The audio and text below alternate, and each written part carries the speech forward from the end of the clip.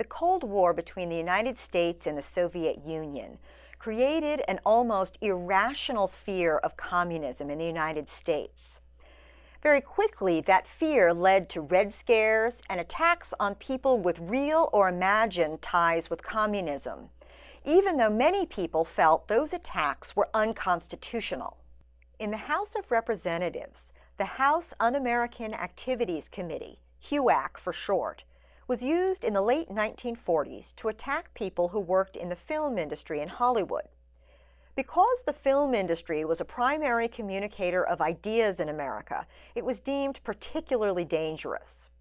So actors, writers, directors, and others were called in front of the committee and asked to name people who were suspected communist sympathizers. Despite the First Amendment's guarantees of freedom of speech and association, many of those who exercised their constitutional rights were blacklisted and their careers were ruined. In the Senate, Senator Joseph McCarthy of Wisconsin became the face of an anti-communist witch hunt in the government, publicly claiming he had lists of communists in the State Department. Even though many in Congress thought the accusations were unfounded, especially since McCarthy's claims changed regularly, McCarthy's colleagues were too afraid of being labeled communist sympathizers themselves to speak out against him. Even the Pledge of Allegiance changed as a result of anti-communist fears.